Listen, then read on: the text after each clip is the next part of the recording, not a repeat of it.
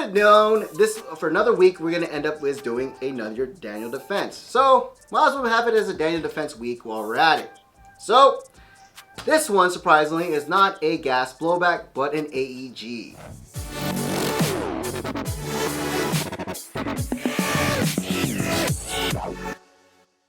Hey, what's up guys, and welcome back to another episode on Airsoft Master. And today what we're talking about is this beauty as the EMG Daniel Defense RIS 3 M4A1.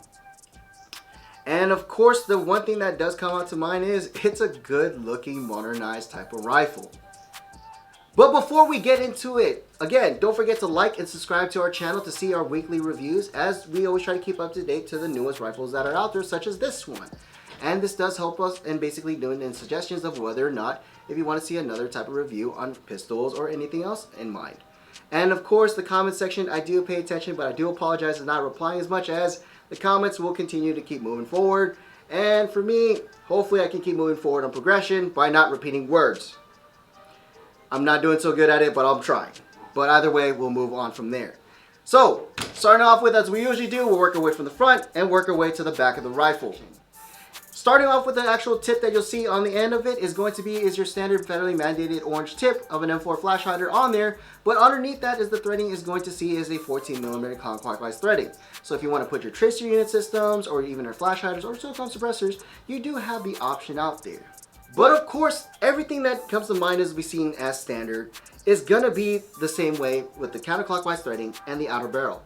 But what catches my attention on this is the rail, as I do like this kind of style and it's very interesting. Daniel Defense, what they did, instead of being the normal type of quad rail system on the did for the Mark 18s and the Block 2s, we still have that, of course, being the same thing on the Picatinny rails, on the top being 20mm.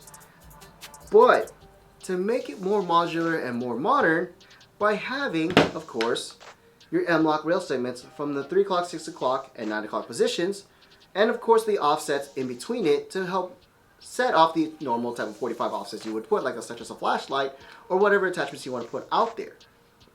And I do like this idea. It is more modular and it still is more lightweight in comparison to its predecessor, which was the Mark 18 quad rails or the Block 2 quad rails. And it does feel very, very slim.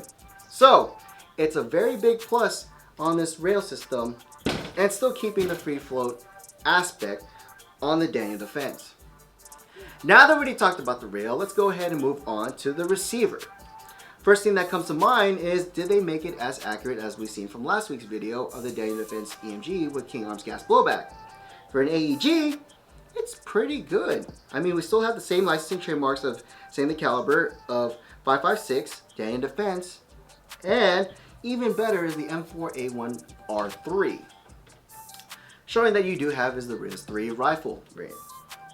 But more attention to detail is what I do like is, if we flip it to the other side, we do have is the Daniel Defense dust cover, where it says the DD trademark on the top. Again, really good job on the trademarks, including what we've seen on the normal standards of the Daniel Defense licensing and serial number on the top of the rail.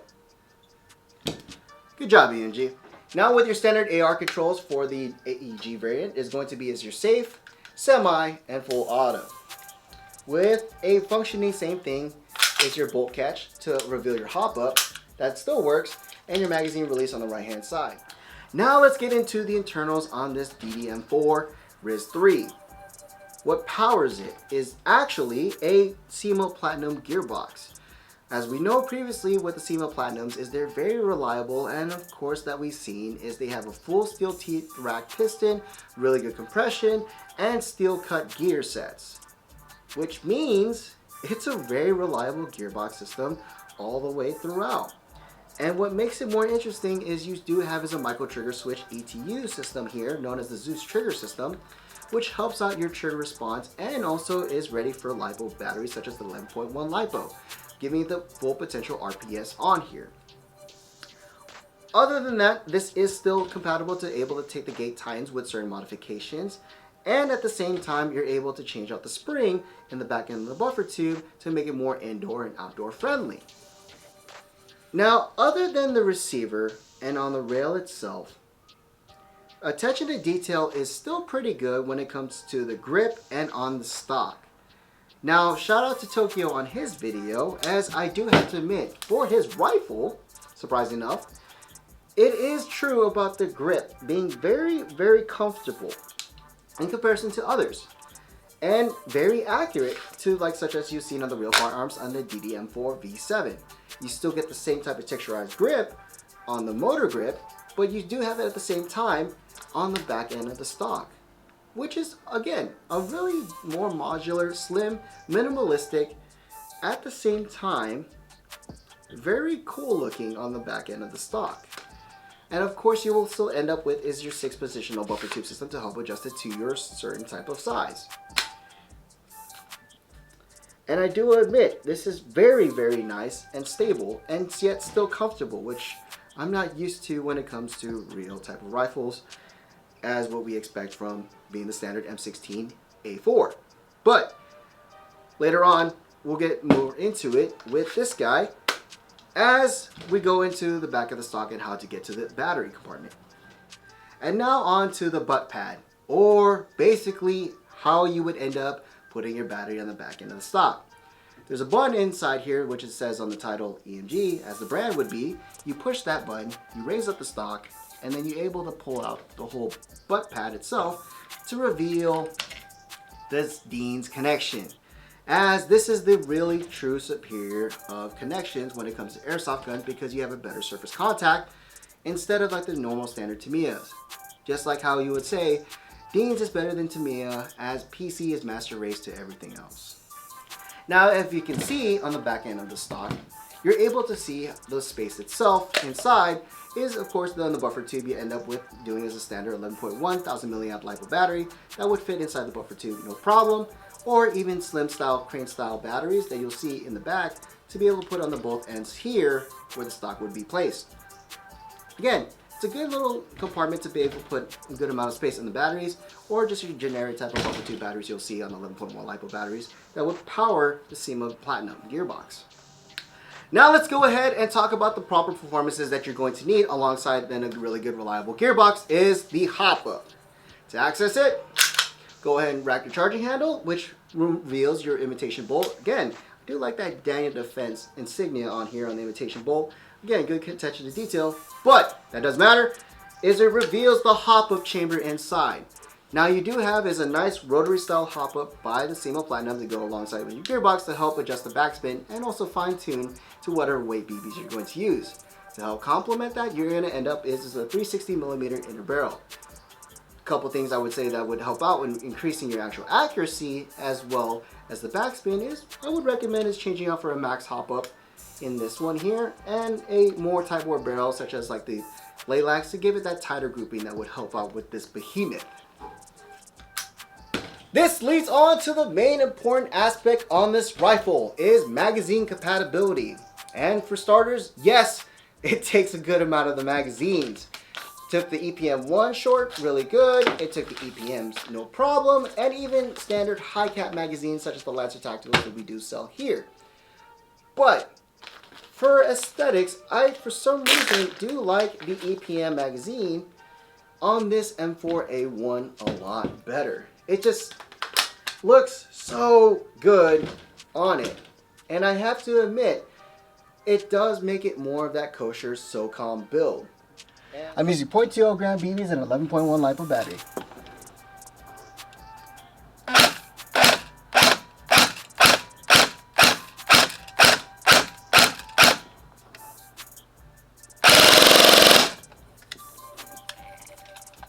So when we chrono this rifle, mainly this one, we notice on average we're looking around the 380 to 390 FPS, which is really good for outdoors such as Hollywood Sports, SC Village, Wildlands, Code Red, you name it, any of the outdoor fields. But if you do want to play in an indoor or local CQB field that's around the 350, don't worry, as this can be changed by using the quick change system on the back end of the buffer tube to changing the spring from outdoor to indoor friendly.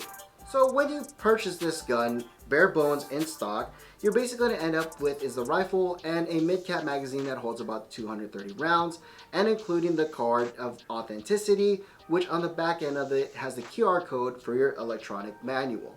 So if you have any questions or troubleshooting or any type of maintenance that you need to do, you can just look at it through online. In conclusion of this rifle, as we all know about the gearbox internally, it is a very good gearbox from the SEMA Platinum series. Again, you do have the variable changes, the FPS, the internals with its full steel gear sets, the piston, compression is always good. You can't go wrong with that. But when it comes to Daniel Defense side, for such a good looking externals, I have to admit, it's very modern in today's aspect. And the color is very clone correct for the Daniel Defense rail system. So good on EMG for that. As for modularity, it's very lightweight, yet still be able to use everything I would need to for out the field. And I have to admit, I kind of want to buy one right now. This is actually pretty nice.